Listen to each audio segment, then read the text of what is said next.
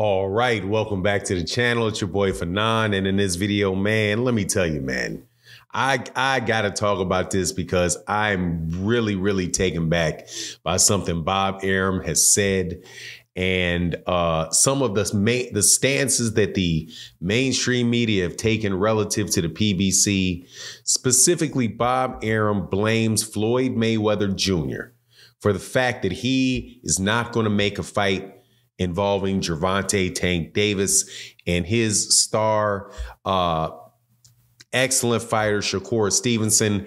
And I'm telling you, man, dude, the fact that the mainstream media does not pick up on these things or have enough honesty to talk about these things is just, man, it's just so disappointing, man, because the sport could be so much better if it wasn't for this type of nonsense. But let's talk about that in this video.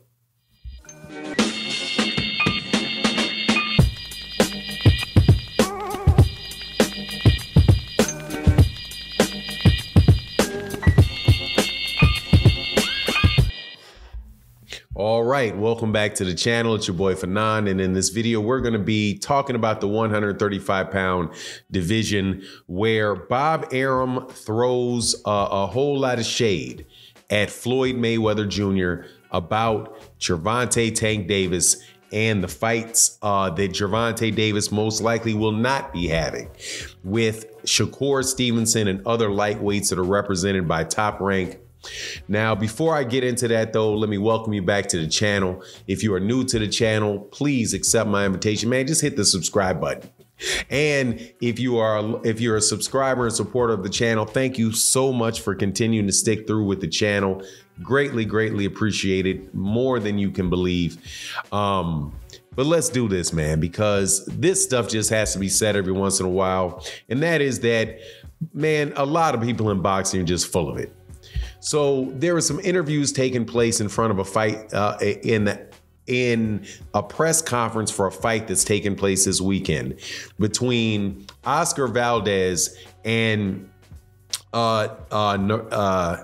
Navarrete.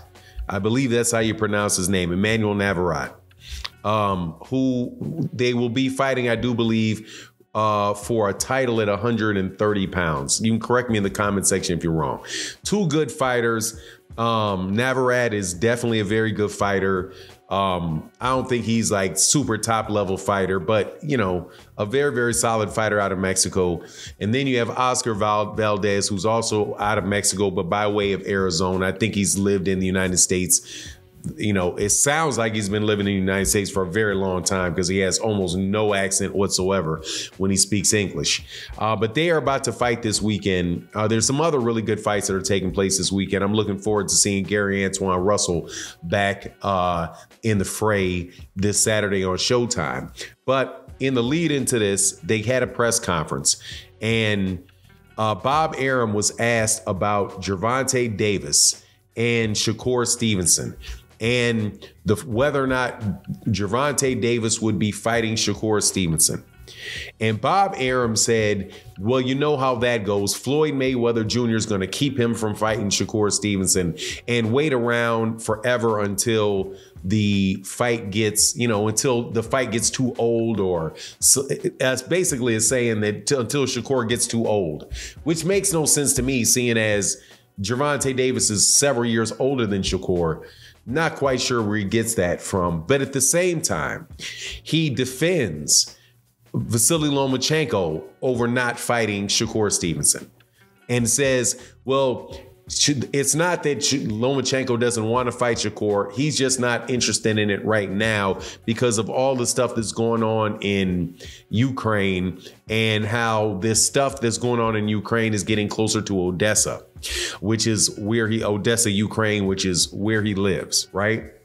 Now, here's my problem with all of this.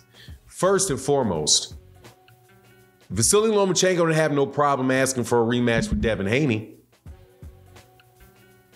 He was perfectly willing to go back into a rematch with Devin Haney and was petitioning all of the sanctioning bodies to get him that shot. How come all of a sudden when it's Shakur Stevenson, it's something different?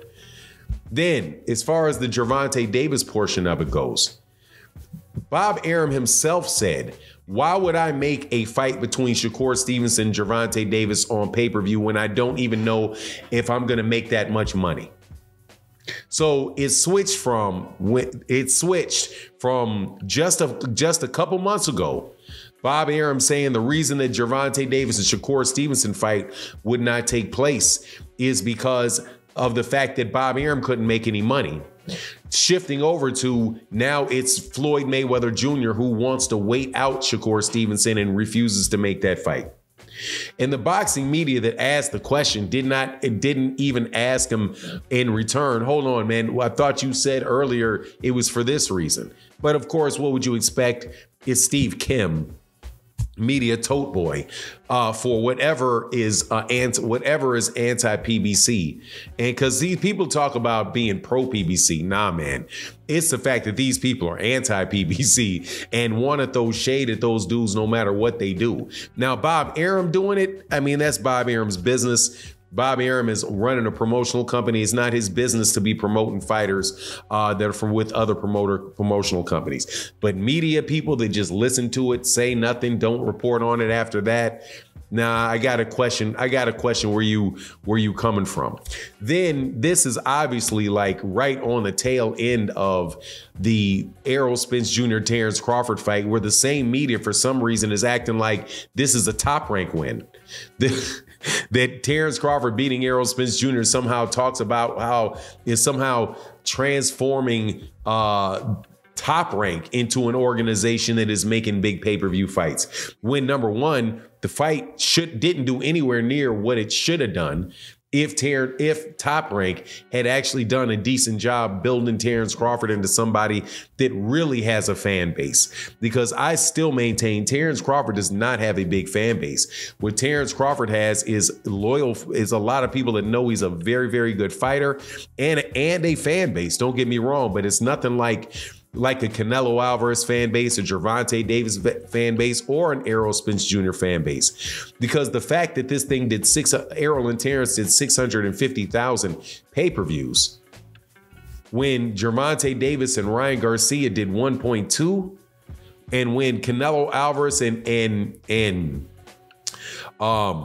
Caleb Plant did 800,000, Tyson Fury and Deontay Wilder did over 700,000.